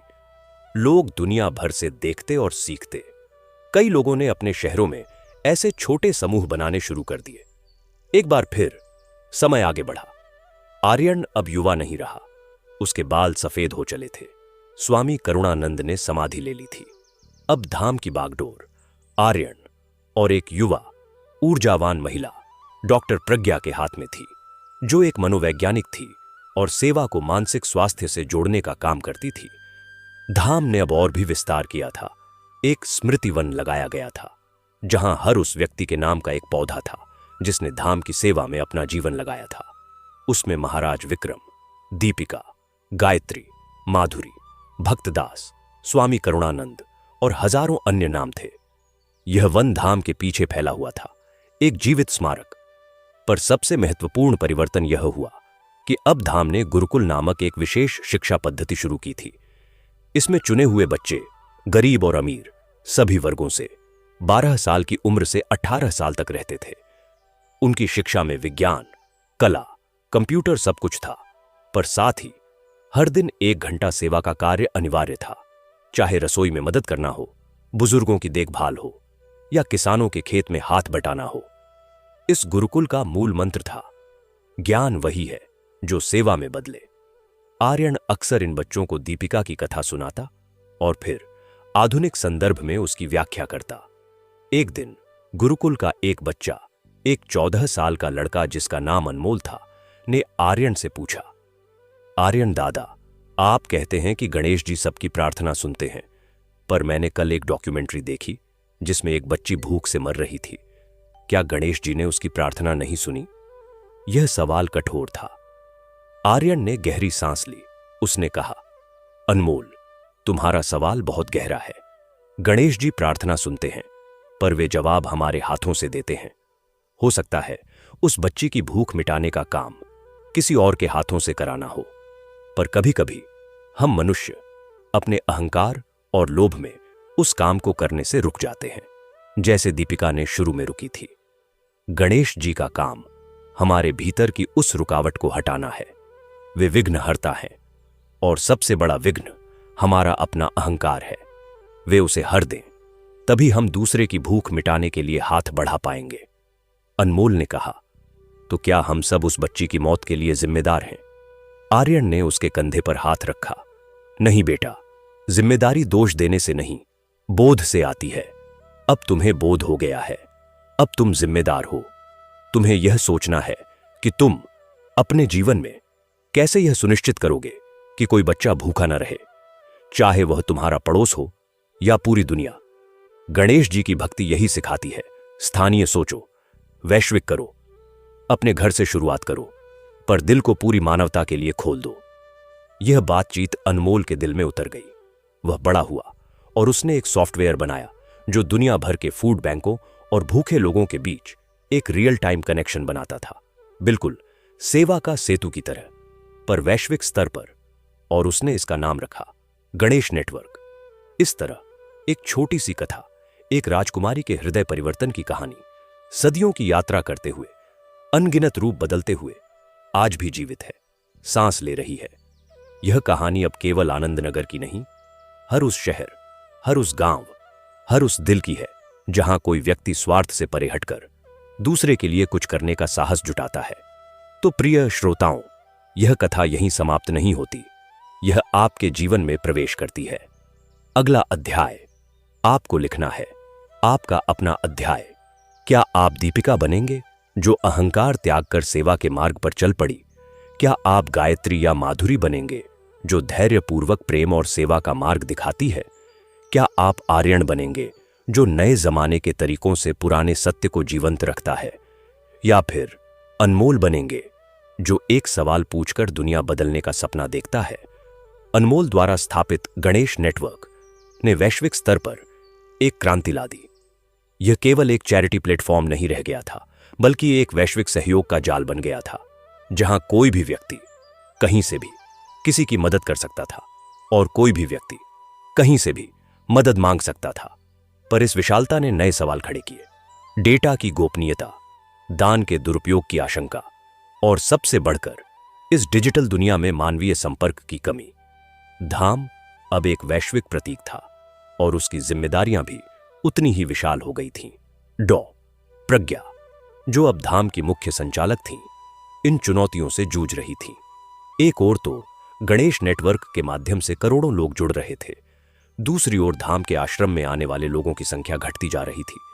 लोग ऑनलाइन दान देकर अपनी जिम्मेदारी समझ लेते, पर सेवा के उस सीधे आमने सामने के अनुभव से वंचित रह जाते जो हृदय परिवर्तन का असली कारण था। प्रज्ञा को लगता कि धाम अपनी मूल भावना से दूर हो रहा है। वह आर्यन से मिली, जो अब वृद्धावस्था में थे और धाम के पुस्तकालय में समय बिताते थे। आर्यन जी, प्रज्ञा ने चिंतित स्वर में कहा, हम डिजिटल युग में तो आगे बढ़ गए हैं, पर लगता है कि हम आत्मा पीछे छोड़ आए हैं। बप्पा की मेज पर अब कम लोग आते हैं। लोग कहते हैं कि उन्होंने ऐप पर दान कर दिया है। दान करना अच्छा है, पर क्या सेवा सिर्फ पैसे देने से हो जाती है? महारानी दीपिका ने तो हाथ से खीर परोसी थी, उस भाव का क्या होगा? आर्यन ने अपनी चश्मा साफ करते हुए गहरी सांस ली। उनकी आवाज में समय की गहराई थी। प्रज्ञा, तुम सही कह रही हो, पर यह नया विघ्न है और गणेश जी ने हमें बुद्धि दी है ताकि हम हर युग के विघ्नों को हर सकें। डिजिटल दुनिया एक सच्चाई है, हम उसे नकार नहीं सकते, पर हम उसे मानवीय बना सकते हैं। सवाल यह नहीं कि तकनीक कैसे कम हो, सवाल यह है कि तकनीक के माध्यम से मानवीय संपर्क कैसे बढ़े। इस बातचीत के बाद एक नई योजना का जन्म हुआ, प्रत्यक्ष सेतु। इस योजना के तहत गणेश नेटवर्क ऐप पर एक नया फीचर आया। अब कोई भी दाता न केवल पैसे दान कर सकता था, बल्कि वह वर्चुअल स्वयंसेवक भी बन सकता था। इसका मतलब यह था कि अगर कोई बुजुर्ग धाम के आश्रम में रह रहा है और उसका बेटा अमेरिका में है, तो वह बेटा ऐप के माध्यम से न केवल पैसे भेज सकता था, बल्कि हफ्ते में एक बार वीडियो कॉल के जरिए उस बुजुर्ग के साथ बैठकर धाम की बप्पा की मेज में शामिल हो सकता था, या कोई विशेषज्ञ डॉक्टर दूर बैठे बैठे धाम के चिकित्सालय के मरीजों की मुफ्त सलाह दे सकता था। इससे डिजिटल दूरी मानवीय निकटता में बदलने लगी। पर इससे भी बड़ी चुनौती एक दार्शनिक स्तर पर थी। आधुनिक युवा जो विज्ञान और तर्क में विश्वास करते थे, वे भक्ति और चमत्कारों की इन कथाओं को कैसे स्वीकारें? एक दिन धाम के गुरुकुल में एक होनहार छात्रा, विज्ञान की छात्रा अर्थु, ने सीधा सवाल किया, यह सब कथाएं, यह चमत्कार, मोदक का भर जाना, प्रकाश का दिखना, क्या यह सब अंधविश्वास नहीं है? क्या यह हमारे वैज्ञानिक दिमाग के लिए ठीक है? यह सवाल पूरे गुरुकुल में एक बहस छेड़ गया। डॉ. प्रज्ञा ने इसे दबाने की बजाय इस पर एक खुली चर्चा का आयोजन किया। उन्होंने कहा, रथु का सवाल बहुत महत्वपूर्ण है। आज हम एक विज्ञान भक्ति संवाद आयोजित करेंगे। उस संवाद में विज्ञान के छात्रों और आध्यात्मिकता के अध्येता दोनों शामिल हुए। बहस तीव्र हुई। तभी वृद्ध आर्यन ने अपनी बात रखी। उन्होंने कहा, बच्चों, कथा और चमत्कार प्रतीक हैं। वे सत्य को एक कहानी के रूप में पिरोते हैं ताकि वह हृदय तक पहुंच सके। विज्ञान तर्क की भाषा बोलता है, आध्यात्मिकता अनुभव की, पर दोनों का लक्ष्य एक ही है, सत्य की खोज। मोदक के भरने की कथा तुम्हें यह नहीं सिखाती कि चमत्कार होते हैं, बल्कि यह सिखाती है कि एक छोटा सा निस्वार्थ कार्य, एक व्यक्ति का हृदय परिवर्तन कैसे हजारों लोगों के जीवन को भर सकता है। वह प्रकाश जो दिखाई देता है, वह बाहर नहीं, भीतर की ज्योति का प्रतीक है, जो सेवा करते समय प्रकाशित होती है। रथु ने पूछा, तो क्या हमें इन कथाओं को शब्दशः नहीं, बल्कि प्रतीकात्मक रूप से लेना चाहिए? आर्यन मुस्कुराए, इसका उत्तर तुम्हें स्वयं ढूंढना होगा। कुछ के लिए यह शब्दशः सत्य है, कुछ के लिए प्रतीक। महत्वपूर्ण यह है कि यह कथा तुम्हारे भीतर क्या जगाती है। क्या यह तुम्हें अहंकारी बनाती है कि तुम सच जानते हो, या यह तुम्हें विनम्र बनाती है कि तुम्हें और जानना है? क्या यह तुम्हें दूसरों की सेवा के लिए प्रेरित करती है? अगर हां, तो फिर चाहे तुम इसे विज्ञान मानो या आस्था, यह कथा सार्थक है। यह संवाद एक मोड़ साबित हुआ। अर्थु ने अपना शोध विषय ही बदल दिया। उसने psychosocial impact of service oriented rituals पर शोध शुरू किया। वह धाम में रहकर वैज्ञानिक पद्धति से यह अध्ययन करने लगी कि सेवा का कार्य, चाहे वह धार्मिक संदर्भ में हो या धर्मनिरपेक्ष, मनुष्य के मानसिक स्वास्थ्य और सामाजिक संबंधों पर क्या प्रभाव डालता है। उसका शोध दुनिया भर में चर्चित हुआ और सेवा को एक मानसिक स्वास्थ्य हस्तक्षेप के रूप में देखा जाने लगा। इस बीच धाम को एक और बड़ी चुनौती का सामना करना पड़ा। एक ताकतवर बिल्डर माफिया ने धाम के आसपास की जमीन हड़पने की कोशिश की। उन्होंने कानूनी और गैर कानूनी हर तरह के रास्ते अपनाए। धाम पर दबाव बनाया गया कि वह अपनी जमीन बेच दे। डॉ. प्रज्ञा और आर्यन दोनों चिंतित थे।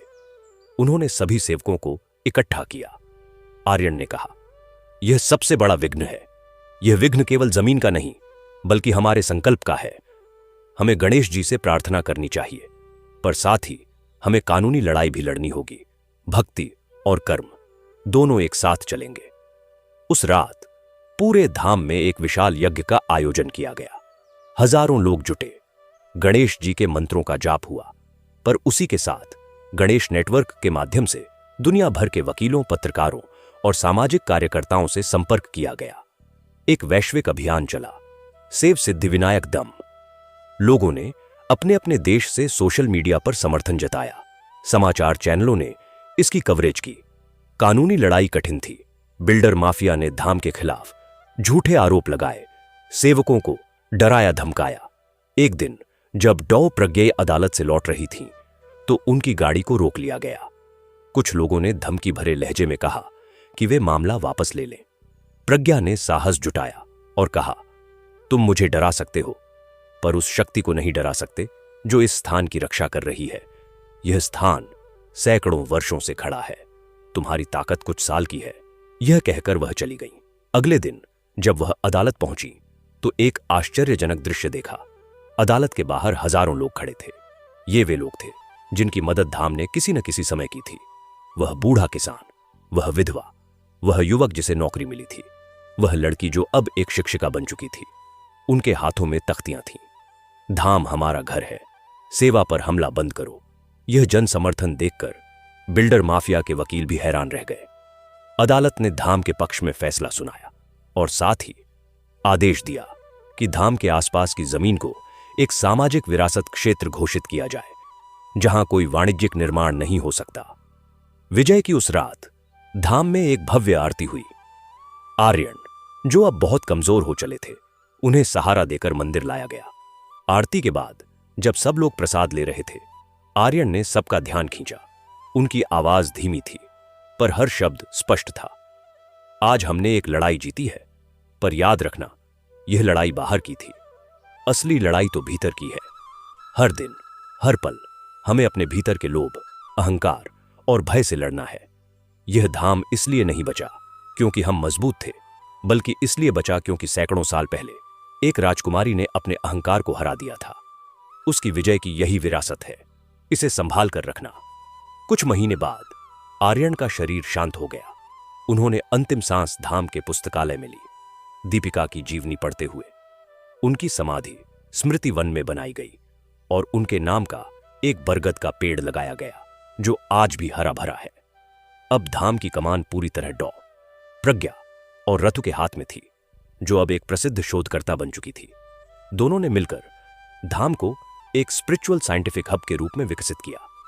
यहां अब योग और मेडिटेशन के साथ साथ मानसिक स्वास्थ्य पर वर्कशॉप होती थी। बप्पा की मेज अब ह्यूमन कनेक्शन सर्कल बन चुकी थी, जहां लोग बिना किसी धार्मिक लेबल के सिर्फ इंसान होकर मिलते थे। और फिर एक दिन एक नई पीढ़ी का एक बच्चा, जो धाम के गुरुकुल में पढ़ता था, उसने एक सवाल पूछा। उसका नाम था चेतन।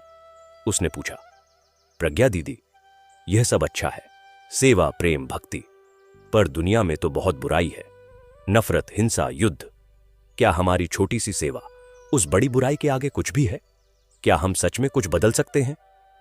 प्रज्ञा ने चेतन को मंदिर के गर्भगृह में ले जाकर गणेश जी की मूर्ति के सामने बैठाया। उन्होंने कहा, देखो चेतन, गणेश जी का एक दांत टूटा हुआ है। कहते हैं उन्होंने वह दांत महाभारत लिखते समय तोड़ दिया था, जब उनकी लेखनी टूट गई थी। महाभारत बुराई और अच्छाई की सबसे बड़ी लड़ाई की कहानी है। गणेश जी ने वह पूरी कहानी लिखी, एक टूटी हुई लेखनी से। संदेश यह है कि टूटे हुए साधनों से भी अगर नियत शुद्ध है तो महान कार्य किए जा सकते हैं। तुम्हारी सेवा छोटी लग सकती है, पर हर छोटी सेवा, हर छोटा प्रेम का कार्य बुराई के उस विशाल महाभारत के खिलाफ एक शब्द है। और जब ऐसे करोड़ों शब्द इकट्ठा होते हैं तो वह एक नई कथा बनाते हैं, एक ऐसी कथा जहां प्रेम की जीत होती है। तुम उस कथा के लेखक बन सकते हो। बस अपनी लेखनी यानी अपने हृदय और हाथों को पग को शुद्ध रखो। चेतन की आंखों में एक नया प्रकाश जगा। उसने एक कोशिश शुरू की। उसने धाम में एक पीस लैब बनाई, जहां विभिन्न धर्मों, संस्कृतियों के बच्चे एक साथ आते, खेलते, एक दूसरे की कहानियां सुनते। यह छोटी सी शुरुआत आगे चलकर एक अंतर्राष्ट्रीय शांति शिविर में बदल गई और इस तरह कथा आगे बढ़ती रही। दीपिका से लेकर चेतन तक एक अखंड सूत्र बुना गया। हर पीढ़ी ने नए विघ्नों का सामना किया और हर बार गणेश जी की कृपा और स्वयं की बुद्धि से उन विघ्नों को हराया। सेवा का रूप बदला, राज दरबार से होते हुए डिजिटल प्लेटफॉर्म तक पहुंचा। भक्ति का स्वरूप बदला, अनुष्ठान से होते हुए वैज्ञानिक शोध तक पहुंचा। पर मूल भाव वही रहा, निस्वार्थ प्रेम, विनम्र सेवा और अहंकार का त्याग। तो प्रिय श्रोता, अब यह कथा आपके हाथों में है। आप इसकी अगली कड़ी हैं। आपके जीवन में आने वाला हर बुधवार आपको यह याद दिलाने आता है कि आप भी इस महान परंपरा के वाहक हैं। चाहे आप कहीं भी हों, चाहे आपका व्यवसाय कुछ भी हो, आप सेवा कर सकते हैं। एक सहयोगी की मदद करके, एक पड़ोसी का दुख बांटकर, एक अजनबी को मुस्कुराहट देकर आप भक्ति कर सकते हैं। अपने कर्म को ईमानदारी से, पूरी निष्ठा से करके आप गणेश जी को प्रसन्न कर सकते हैं, अपने अहंकार को तोड़कर और दूसरों के लिए अपना हृदय खोलकर। यह कथा कभी समाप्त नहीं होगी। जब तक सूर्य उगेगा, जब तक चांद चमकेगा, जब तक एक इंसान दूसरे इंसान के लिए प्रेम महसूस करेगा, यह कथा चलती रहेगी। और आप इस क्षण, इस पल में इस कथा के लेखक, पाठक और पात्र सभी हैं। AUM गम गणपतये नमः। आपके जीवन के हर विघ्न का नाश हो, आपके हृदय में सेवा और प्रेम की ज्योति सदैव जलती रहे, और हर बुधवार आपको यह याद दिलाता रहे कि आप अपने आप में एक चलती फिरती सिद्धिविनायक धाम है, जहां प्रेम का मंदिर है, सेवा की आरती है और करुणा का प्रसाद सदैव बंट रहा है। जय गणेश, जय जय गणेश। मंगल मूर्ति मोरया। भगवान गणेश की कृपा से हम सबके जीवन में भी एक दीपिका लता प्रकट हो, करुणा, सेवा और ज्ञान की वह लता जो हमारे अंदर के सभी विघ्नों को हर दे और हमारे जीवन को सुगंध और प्रकाश से भर दे। बस इसी शुभ कामना के साथ हम इस पावन कथा को यहीं विराम देते हैं। आप सभी को बार बार बुधवार की हार्दिक शुभकामनाएं। गणपति बप्पा मोरया आप सभी पर उनकी असीम कृपा बनी रहे। जय गणेश, हर हर महादेव। और आपको अच्छा लगा हो तो हमारे चैनल सनातन आराध्य को सब्सक्राइब करें। धन्यवाद।